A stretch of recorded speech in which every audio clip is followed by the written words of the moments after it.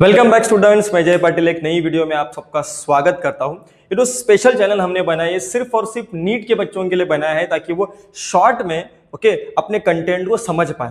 बड़ी बड़ी वीडियोस में हम इस लेक्चर को नहीं डिवाइड करने वाले, 10-15 मिनट की वीडियो हम बनाते हैं और उस 10-15 मिनट की वीडियो में हम उस कंटेंट को अच्छे से एक्सप्लेन करने का ट्राई करते हैं ताकि आपकी रिविजन रहे। शॉर्ट में अगर आप कोई कंसेप्ट पढ़ना रहो तो आप बिंदास इस चैनल से, इस टॉपिक से उन सारे कंसेप्ट को क्लियर कर सकते हो। तो आज जो हमने छोटी सी कंसेप्ट उठाई है, कंसेप्ट तो छोटी है लेकिन इसका इंपैक्ट 8, 9, 10, 11, 12 नीट सीट सब जगह पर रहता है और वो क्या है, आपका ब्लड है। तो यहां पर मैंने एक शॉर्ट में ब्लड के बारे में ओवरव्यू दिया है। ऐसा नहीं है कि भैया आरबीसी की इतना ही कि टॉपिक रहेगा कि ट्रांसपोर्ट ऑफ ऑक्सीजन, अरे ये आरबीसी खुद 2 पेज का है, लेकिन इस वीडियो में शॉर्ट में मैंने आपको किसके बारे में बताया है, ब्लड के बारे में बताया। एक एक वीडियो जो आगे आएगी उसमें मैं आपको आरबीसी के बारे में डिटेल में बताऊंगा, डब्ल्यूबीसी के बारे में डिटेल में बताऊंगा, प्लेटलेट के बारे में डिटेल में बताऊंगा। ओके, तो बने रहिए आखिर तक।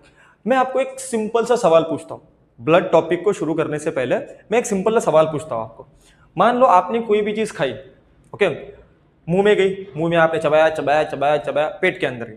अभी वो जो चीज आपके पेट के अंदर गई है, ओके, वो खाना और उसमें प्रेजेंट न्यूट्रिशन मेरे को बॉडी के एक एक सेल के यहां पर भेजना है। अभी सेल तो मेरी इधर भी है और सेल तो मेरे पैर के इधर भी है, ओके, सेल मेरे हाथ में भी है, इस वाले हाथ में भी है।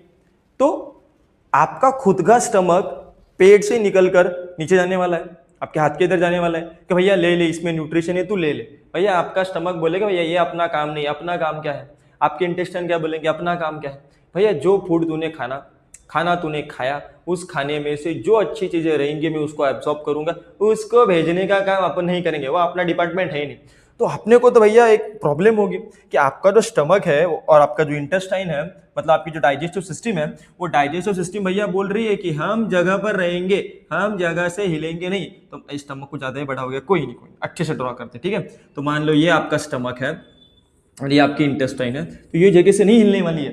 तो ये जो खाना आपने खाया है उसके अंदर जो मटेरियल है, ठीक है, उस मटेरियल को आपके बॉडी के हर एक सेल के यहां पर भेजने का है। तो आपकी बॉडी एक कुरियर बॉय के पास इस सारे मटेरियल को क्या करती है, डिपॉजिट करती है। तो जो न्यूट्रिशन है, फैट है, विटामिन है, प्रोटीन है, मिनरल्स है, आयंस है, जो आपको कुछ फूड से मिलता है वो सारा खून के अंदर भेजा जाता है। अभी खून कुरियर बॉय है तो वो खुद के पास स्टोर नहीं रखेगा, वो पूरे बॉडी में घूमेगा, भैया ले ले ले ले ले ले, खाना आया है, फूड आया है, ले ले ले ले, और ऐसे करके करके आपके बॉडी के एक एक सेल के यहाँ पर उस न्यूट्रिशन को क्या करेगा, भेजेगा। साथ में ऊपर यहाँ पर आपका ये एक लंग्स है, अरे मेरा लंग्स कुछ अलग ही है, मेरा लंग्स ऐसा ही ऐसा मान लो, ठीक है। तो ये एक लंग है, ये एक लंग है। अभी इसने लिया ऑक्सीजन ऑक्सीजन भेजना है मेरे बॉडी के हर पार्ट के इधर। तो मेरा ऐसा तो एक फेफड़ा तो नहीं होगा कि यहाँ से फेफड़ा नीचे चला जाएगा, भाई मेरे पैर के पास ये वाला फेफड़ा नीचे वाले पैर के पास चला जाएगा। फेफड़े बोलेंगे, लंग्स बोलेंगे भैया ये अपना काम नहीं है, अपना काम है भैया एटमॉस्फेयर से ऑक्सीजन लेने का,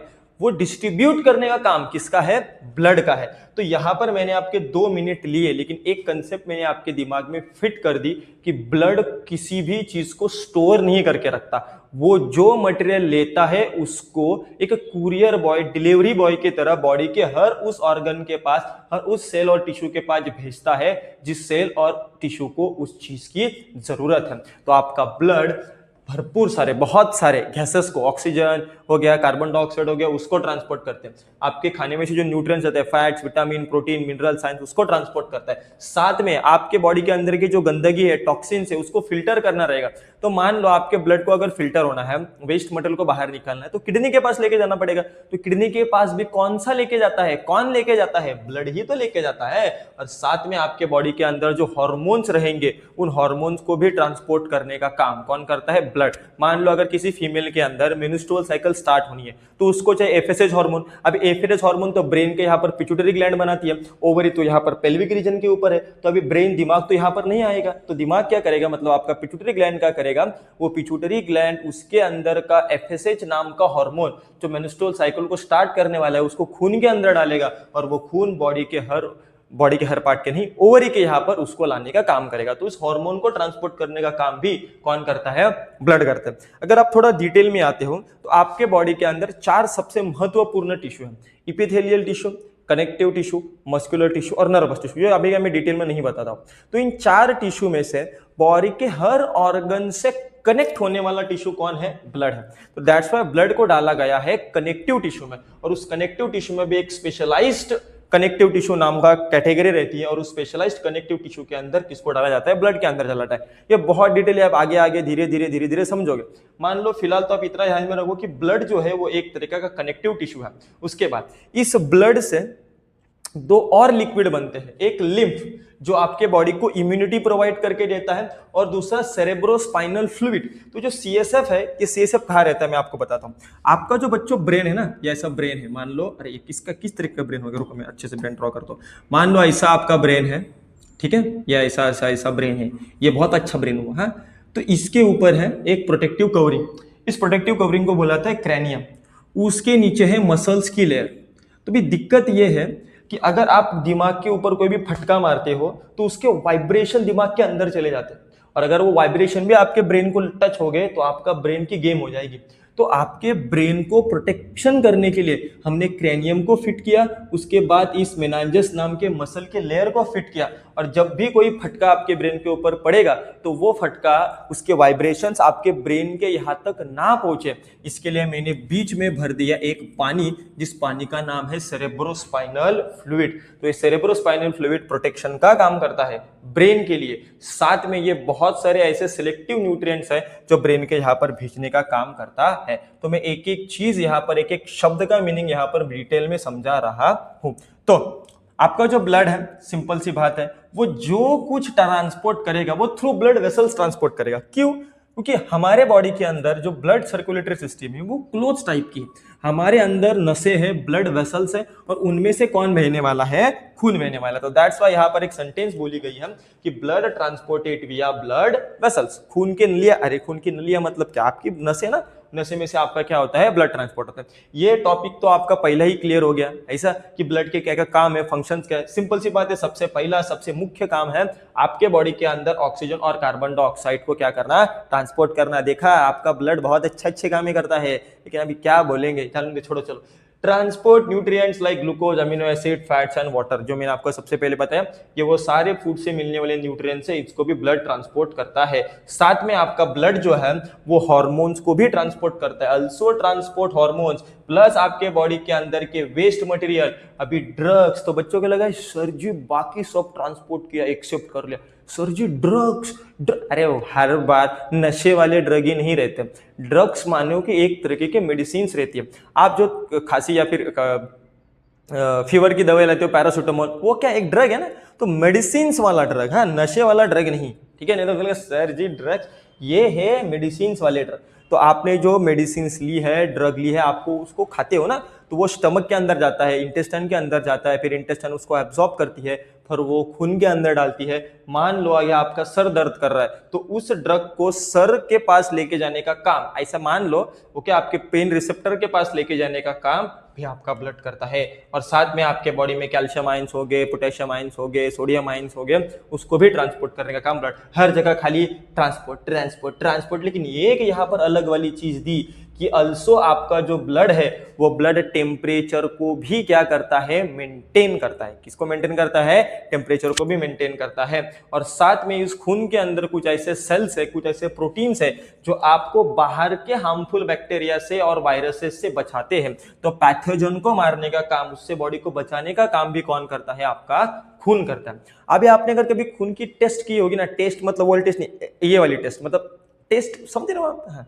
तो वो जब आपने टेस्ट की रहेगी ना, आपको थोड़ा सा मीठा ब्लड लगा रहेगा। नहीं नहीं, मीठा नहीं लगेगा। सर आपने कौन सा ब्लड लिया है जो मीठा था?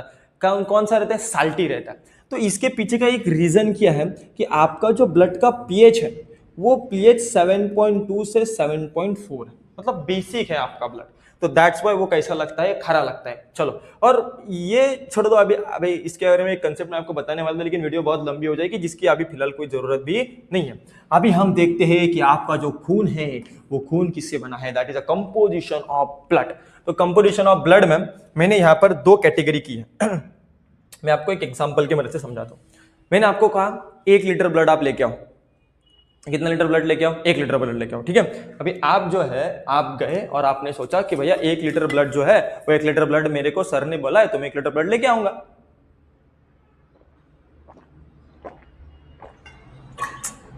इसी बॉटल के अंदर 1 लीटर ब्लड आपको भरने का। अभी आपने सोचा सर ने बोला है, 2 बच्चे सर के पैर पकड़ दे, 2 बच्चे हाथ पकड़ दे, नस काटते हैं, भर के ले आते हैं बॉटल। तो मान लो मेरे खून की बॉटल आपने ये 1 लीटर की भर ली, 1 लीटर की बॉटल आपने मेरे पास लेके आई। मेरा ही खून है, अभी बोल भी नहीं सकता, एक्सपेरिमेंट तो मैंने ही बोला था। इसको मैंने डाल दिया मिक्सर के अंदर। सर वाह, लेकिन ये मिक्सर है अलग वाला, लेबोरेटरी वाला मिक्सर। तो लेबोरेटरी वाला मिक्सर कौन सा रहता है मालूम है? उसको बोलते हैं सेंट्रीफ्यूगेटर। तो जब ये बॉटल में उस सेंट्रीफ्यूगेटर के अंदर डालूंगा, वो सेंट्रीफ्यूगेटर ऐसा घूमता है तो मेरी बॉटल भी घूमेगी और साथ में मेरा ब्लड भी घूमेगा। ऐसा मैंने 24 आवर्स तक इस बॉटल को घुमाया, ऐसा मान लो, ठीक है।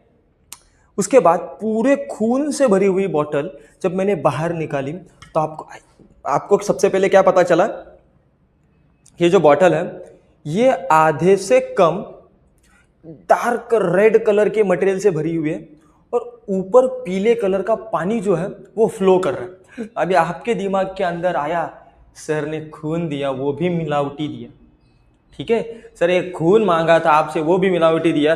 बॉटल के नीचे जो है वो पूरा पूरा जाड़ा खून है और ऊपर पानी उसके अंदर फ्लो हो रहा है। सर खून भी आप दे रहे हो, वो भी मिलावटी दे रहे हो। ऐसा नहीं है बच्चों। इसके पीछे का रीजन यह है कि वो जो सारे सेल्स हैं, ब्लड के सेल्स हैं, वो सारे नीचे सेटल डाउन हो गया और सेल्स के ऊपर जो पीले रंग का पानी फ्लो कर रहा है वो मेरे खून के अंदर की मिलावट नहीं है, वो हर किसी के बॉडी के अंदर रहता है और उसे हम कहते हैं, अरे किधर गया अपना, ये इधर गया, उसे हम कहते हैं बच्चों प्लाज्मा। क्या कहते हैं? प्लाज्मा कहते हैं। तो वो ऐसा नहीं है, वो फिलहाल तो ब्लड में मिक्स है इसलिए दिखाई नहीं देता, लेकिन जब आप ऐसे ब्लड को घुमाते हो तो आपको प्लाज्मा सेपरेट हुआ दिखाई देता है और खून सेपरेट हुआ दिखाई देता है। तो आपको क्या समझा? सर वो नीचे जो सेटल डाउन हुआ है डार्क कलर के सेल्स, ठीक है, वो अलग है और ऊपर जो पीले रंग का पानी फ्लो हो रहा है वो अलग है। तो उस पीले रंग के पानी को हमने नाम दिया प्लाज्मा और साथ में जो गाढ़ा नीचे रेड कलर सेल्स का था उसको हमने नाम दिया फॉर्म्ड एलिमेंट्स। तो टोटल ब्लड का 55% वॉल्यूम किसने ऑक्यूपाई किया? प्लाज्मा ने ऑक्यूपाई किया और जो 45% है वही सिर्फ और सिर्फ सेल है। तो अब ये जो प्लाज्मा है उसके अंदर बहुत सारी चीजें एकदम सिंपल है, वो 2 मिनट के अंदर आपको समझ में आ जाएगी। एक तो उस प्लाज्मा के अंदर सबसे ज्यादा रहता है वाटर। यस, मैंने वही बोला ना, पीले रंग का पानी उसके ऊपर फ्लो कर रहा है। अभी एक सवाल तो यहाँ पर यह भी होता है, सर पीले रंग का पानी का तो कोई कलर नहीं होता, तो पीला रंग अगर उस पानी को है तो इसका मतलब उस पानी के अंदर कुछ तो है और वो है प्रोटीन्स, और उस प्रोटीन की वजह से वो प्लाज्मा थोड़ा सा लाइट येलो कलर का हो जाता है। तो प्रोटीन कौन से? पहला प्रोटीन है अल्बुमिन। अल्बुमिन, ये जो अल्बुमिन है, आपने जो पानी पिया है उस पानी को उस वाटर को आपके बॉडी के अंदर डिस्ट्रीब्यूट करने का काम करता है और साथ में आपके बॉडी की ऑस्मोटिक प्रेशर को भी मेंटेन करता है। दूसरा है ग्लोब्यूलिन। ग्लोब्यूलिन 3 तरह के रहते हैं, अल्फा बीटा गामा वाला, ठीक है। तो जो अल्फा बीटा गामा वाला है, तो ये अल्फा ग्लोब्यूलिन और बीटा ग्लोब्यूलिन ये प्रोटीन का नाम है, प्रोटीन अलग अलग तरीके के रहते हैं। तो ये अल्फा ग्लोब्यूलिन और बीटा ग्लोब्यूलिन मिलकर आपके बॉडी के अंदर जो विटामिन्स है उस विटामिन्स को ट्रांसपोर्ट करने का काम करते हैं। और जो आखिरी वाला आपको दिखाई दे रहा है, ओके, ये जो इम्यूनोग्लोब्यूलिन है, मतलब गामा वाला है, ये आपके बॉडी के अंदर एंटीबॉडीज का नाम है। समझ रहे हो? तो ये एक प्रोटीन है। आपकी एंटीबॉडीज क्या रहती है बच्चों? एक प्रोटीन रहती है और ये प्रोटीन आपके वायरसेस को, आपके बैक्टीरिया को, आपके बॉडी के अंदर आए उस हार्मफुल वायरसेस को और बैक्टीरिया को किल करने का काम करते हैं। तो मैंने आपको बोला ना, आपका ब्लड डिफेंस मैकेनिज्म का काम करता है। तो डिफेंस मैकेनिज्म का काम कैसे करता है? ये ब्लड के अंदर प्रेजेंट रहे हुए एंटीबॉडीज से, जो कि एक प्रोटीन है, ठीक है। उसके बाद आपने भाई कई बार देखा रहेगा कि आपके बॉडी के अंदर जो खून है ना, वो थोड़ी सी अगर कट पड़ी, मतलब ऐसा नहीं कि पूरा के पूरा तलवार से घाव पड़ गया, थोड़ी नॉर्मल सी चोट अगर लग गई और ब्लड फ्लो हो रहा है, कुछ देर बाद वो ब्लड सूखता है। क्यों सूखता है? ताकि वो जो घाव पड़ा है उसके अंदर से दूसरा ब्लड निकलने से रुक जाए। तो अगर वो जो घाव जहां पर है उधर अगर ब्लड सूख गया तो अंदर का ब्लड अंदर ही रहेगा, वो बाहर नहीं निकलेगा, तो एक्स्ट्रा ब्लड लॉस नहीं होगा। और इस काम के लिए फिब्रिनोजन नाम का जो प्रोटीन है, वो फिब्रिनोजन नाम का प्रोटीन मदद करता है। फिलहाल तो वो इनएक्टिव स्टेट में रहता है। जब बॉडी के अंदर किसी भी तरीके से जख्म होती है, मतलब कोई भी फॉल्ट हो जाता है तभी एक्टिवेट होता है, ऐसा बिन काम का एक्टिवेट नहीं होता। तो इसके अलावा कुछ चिंदी चिंदी सी चीजें हैं, आयंस है, एक्सेटरी वेस्ट है और हार्मोन्स है जो हमने पहले देखा है। तो इन सारे चीजों से मिलकर ये पीले रंग का पानी दैट इज प्लाज्मा बनता है और उसके बाद आता है आपके ब्लड के अंदर की 3 सबसे इंपॉर्टेंट सेल। जो डिटेल है लेकिन यहाँ पर आपके सर ने उसको उड़ा दिया है एक एक सेंटेंस के अंदर, क्योंकि इट्स इंट्रो लेक्चर ना बच्चों। तो आरबीसी जो है उसको आप रेड ब्लड सेल बोल सकते हैं, रेड ब्लड कार्पुस्कल बोल सकते हैं, इरिथ्रोसाइट बोल सकते हैं। काम एक ही है, आपके बॉडी के अंदर ऑक्सीजन को ट्रांसपोर्ट करना। ये ऑक्सीजन को कैसे ट्रांसपोर्ट करते हैं? ऐसे ट्रांसपोर्ट करते हैं कि मान लो ये आपके आरबीसी है, तो इसके अंदर बच्चों एक प्रोटीन प्रेजेंट रहता है जिस प्रोटीन का नाम है हीमोग्लोबिन। और ये जो हीमोग्लोबिन है इसके अंदर आकर आपका ऑक्सीजन और कार्बन डाइऑक्साइड जो है वो ऑक्सीजन और कार्बन डाइऑक्साइड ट्रांसपोर्ट होते हैं। तो ये हीमोग्लोबिन के वजह से ऑक्सीजन ट्रांसपोर्ट होता है और ये हीमोग्लोबिन का कलर रेड है, दैट्स वाई उसके सेल का कलर रेड है और दैट्स वाई वो सेल जिस फ्लूइड के अंदर प्रेजेंट है उस ब्लड का कलर रेड है। तो अगर मैंने इस आरबीसी को निकाल दिया, इसके अंदर की हीमोग्लोबिन को निकाल दिया, तो आपके खून का कलर रेड नहीं बचेगा। उसके बाद है डब्ल्यूबीसी। डब्ल्यूबीसी ही वो सेल्स है जो इन तरीके के प्रोटीन्स को, कहां पर गया, ये इन एंटीबॉडीज के नाम के प्रोटीन्स को बनाते हैं। ठीक है, तो डब्ल्यूबीसी एक तो एंटीबॉडीज को बनाते हैं। दूसरा, ये डब्ल्यूबीसी खुद डायरेक्ट भी किसी वायरस को और पैथोजन को खा सकते हैं और खा के मार के डालते हैं। तो ये डब्ल्यूबीसी आपके बॉडी को डिफेंस करते हैं, इम्यूनिटी प्रोवाइड करके देते हैं। और आखिर में है प्लेटलेट। प्लेटलेट और ये एक माँ के दो भाई, जैसे फिब्रिनोजन आपके ब्लड के अंदर किसी भी तरीके के, अगर मतलब आपके बॉडी के अंदर किसी भी तरीके का डैमेज हुआ और वहां से अगर ब्लड फ्लो हो रहा है तो उस ब्लड को सुखाने का काम करते हैं। तो वो सेम काम कौन करते हैं? Platelets. Platelets also help in blood clotting. तो मैंने यहाँ पर अभी आखा का आखा ब्लड आपको यहाँ पर पढ़ा दिया। समझता हूं कि आपको टॉपिक समझ गया होगा। ठीक है, मिलते हैं नेक्स्ट वीडियो में, तब तक के लिए बेस्ट ऑफ लक।